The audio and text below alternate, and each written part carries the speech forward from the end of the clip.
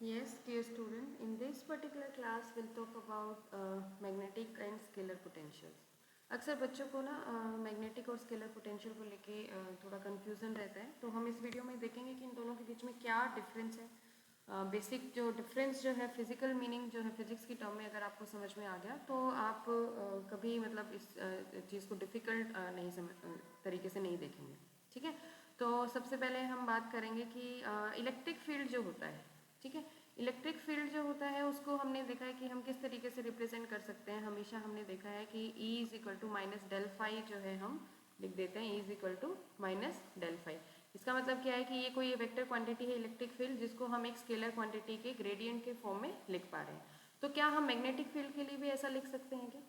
Magnetic field और electric field में हमने डिफरेंस देखा कि इलेक्ट्रिक फील्ड तो क्या है कि आपका कोई स्टेशनरी चार्ज है, उसके सराउंडिंग में जो आपको इफेक्ट फील हो रहा है that is your electric field. Magnetic field क्या होता है, अगर यही चार्ज मूव करने लग जाए, सपोज ये इलेक्ट्रॉन है, नेगेटिव चार्ज है, तो अपोजिट डायरेक्शन में आपका करंट फील होगा और इस करंट कैरिंग वायर के अराउंड जो है सर्कुलर पाथ्स में आपके magnetic field of lines generate हो जाती हैं। अब मैग्नेटिक फील्ड ऑफ लाइंस में क्या होता है कि आपका देयर इज नो सोर्स और एंड पॉइंट, हम आइडेंटिफाई नहीं कर पा रहे हैं कि कहाँ शुरू हो रही है और कहाँ खत्म हो पा रही है। तो उस केस में हम ये नहीं बोल सकते हैं कि मैग्नेटिक फील्ड के लिए क्या सोर्स पॉइंट है। जैसे कि इलेक्ट्रिक फील्ड के लिए हमने कहा ये सोर्स पॉइंट है, यहाँ से ये चार्ज रखा और इसके सराउंडिंग में आपका इलेक्ट्रिक फील्ड जनरेट हो रहा है। लेकिन मैग्नेटिक फील्ड के केस में हम ऐसा नहीं लिख पाते, हम कोई ऐसी वेक्टर या स्केलर क्वांटिटी जो है इंट्रोड्यूस नहीं कर पा रहे हैं कि हम ये कहें कि ये स्केलर क्वांटिटी यहाँ पर रखी हुई है और इसकी वजह से आपका मैग्नेटिक फील्ड जो है एक पॉइंट सोर्स की वजह से जनरेट हो रहा है। ठीक है, तो यहाँ पर हम क्या बोलते हैं कि हम एक एक्सप्रेशन इस तरीके से लिखेंगे कि मैग्नेटिक फील्ड जो है,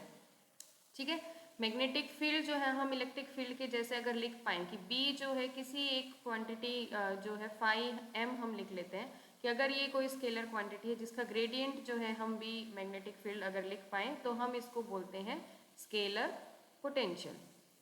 ठीक है, जिस तरीके से हमने इलेक्ट्रिक फील्ड को लिखा एक स्केलर क्वांटिटी जो पोटेंशियल जो होता है फाई जो होता है, अक्सर आपने वी भी देखा डेल वी की फॉर्म में भी लिखते हैं कि ये पोटेंशियल है, उसका ग्रेडियंट जो है आपका इलेक्ट्रिक फील्ड दे देता है। ठीक इसी तरीके से मैग्नेटिक फील्ड के केस में हम एक स्केलर पोटेंशियल को डिफाइन करते हैं जिसका ग्रेडियंट जो है आपका मैग्नेटिक फील्ड दे देगा। लेकिन ये हम हर केस के लिए नहीं लिख सकते हैं,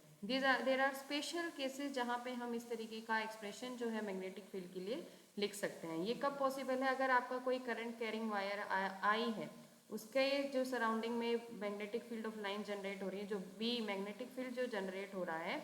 अगर वो इस तरीके से जनरेट हो रहा है कि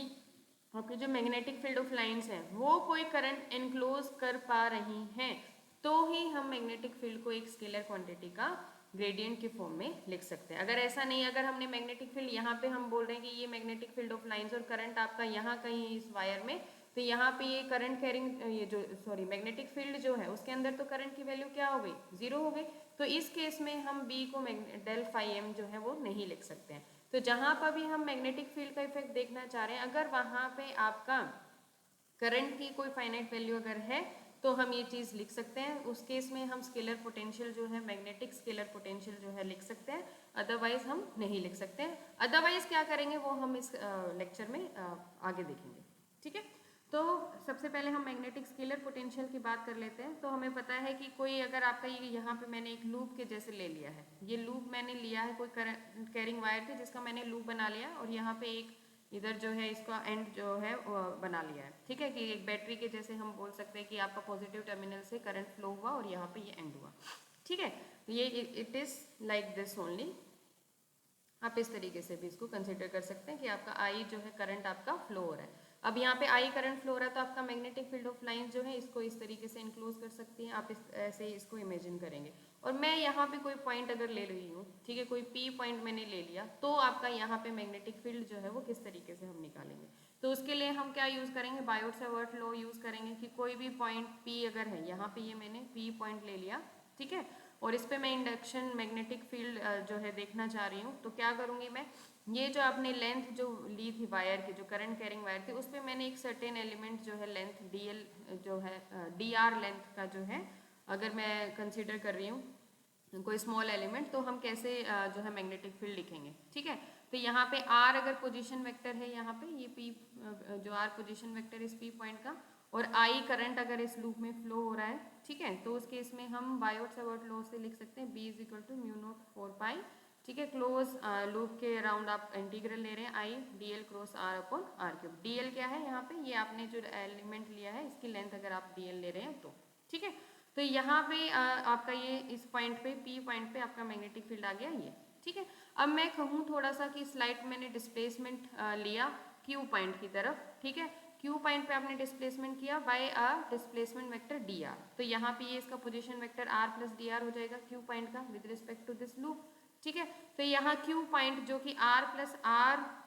प्लस डी आर पोजिशन पे है, तो वहां पर मैग्नेटिक फील्ड क्या हो जाएगा बी डॉट डी आर, ठीक है, कि ये तो आपका रेट था किसी एक पर्टिकुलर पॉइंट पे, और अगर आपने डी आर लेंथ पे अगर उसको डिस्प्लेस कर दिया तो उसमें कितना चेंज आएगा, तो you have to multiply it with D R, ठीक है। तो इसी इक्वेशन को डी आर से दोनों साइड आपने मल्टीप्लाई किया, ओके। अब यहाँ पर क्या किया है आपने, एक्सचेंज कर दिया है, ठीक है, डी आर टर्म को आप आगे ले आए हो, डी एल क्रॉस आर जो टर्म है उसको पीछे रख दिया है, ठीक है, ये डी एल क्रॉस आर और डी आर को आपने आगे रख दिया है, ठीक है। ये एक्सचेंज हम कर सकते हैं, डॉट प्रोडक्ट है सिंपल, ये एक टर्म आपने ये एज्यूम कर लिया डी एल क्रॉस आर, और एक टर्म जो है आपकी डी आर सिंपल जो है वो हो गई है, तो हम एक्सचेंज कर सकते हैं डॉट प्रोडक्ट में D R dot D L cross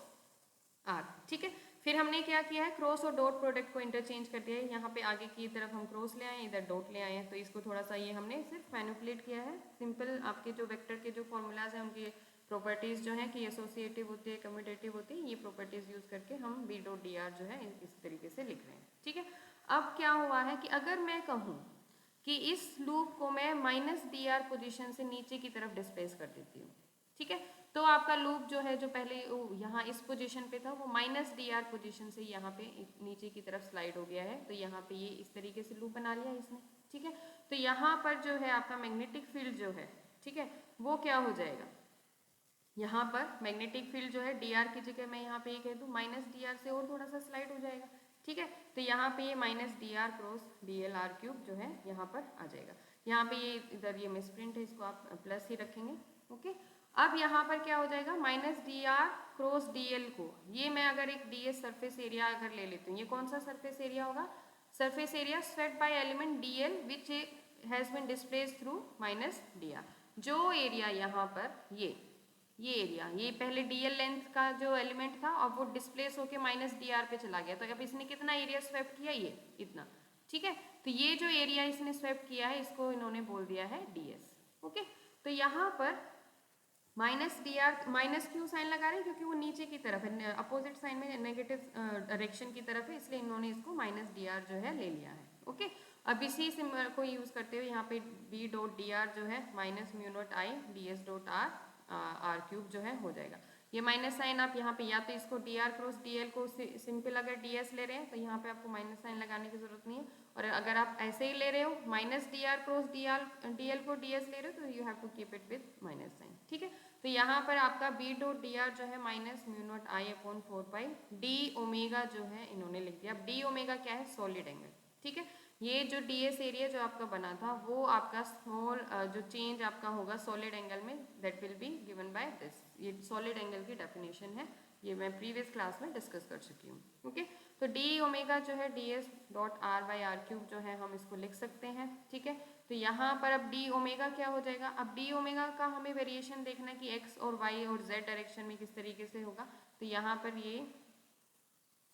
D omega जो है तीन डायरेक्शन में अगर उसकी वेरिएशन देखनी है तो टेलर थ्योरम के अकॉर्डिंग कोई भी पैरामीटर है अगर वो तीन पैरामीटर्स पे तीन डायरेक्शन में एक्सप्लिसिटली डिपेंड कर रहा है तो उसका वेरिएशन जो है हम इस तरीके से लिख सकते हैं। यहाँ पे ये डेल एक्स ये जो है इस तरीके की फॉर्मेशन बन जाएगी, डेल ओमेगा जो है ये बन जाएगा, और D X D Y D Z, ठीक है। तो ये it will be like dot product of your gradient of this omega with D R displacement vector, okay. तो बी डॉट डी आर जो था हमारा यहाँ पर ये जो इक्वेशन में इसको जो हमने यहाँ पे डी ओमेगा जो है इधर लिख दिया था, तो बी डॉट डी आर जो है हमारा सिंपली बन गया माइनस म्यू नॉट 4 पाई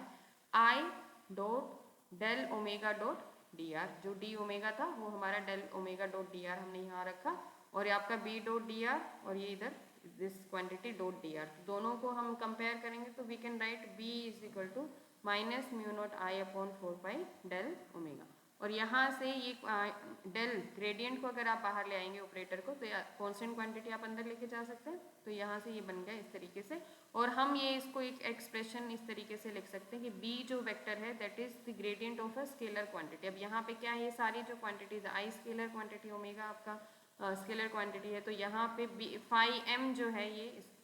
इसको हम बोलेंगे स्केलर पोटेंशियल। ठीक है, अब ये सारी चीज़ें जो है तभी पॉसिबल हैं जब हम कोई एक फिक्स आई जो करंट है अमाउंट का वो हम लेके चल रहे हैं, मान के चल रहे हैं कि एनक्लोज किया हुआ है करंट कैरिंग लूप में। अगर करंट कैरिंग लूप में आई जो है आपका है, ठीक है, अगर कंटिन्यूस डिस्ट्रीब्यूशन जो है एब्सेंट है अगर है, तो उस स्पेशल केस में बी जो है हम एक स्केलर क्वांटिटी जो कि स्केलर पोटेंशियल हम उसको बुलाते हैं उसके ग्रेडियंट की फॉर्म में लिख सकते हैं। लेकिन ये तब नहीं यूज होगा अगर आई जो है हमने किसी का लाइन इंटीग्रल अगर हमने लिया हुआ है, ठीक है, उस केस में जो है हम स्केलर पोटेंशियल ना लिख के हम उसको लिखेंगे वेक्टर पोटेंशियल की फॉर्म में, जो कि हम नेक्स्ट क्लास में देखेंगे कि वेक्टर पोटेंशियल और स्केलर पोटेंशियल में क्या डिफरेंस है।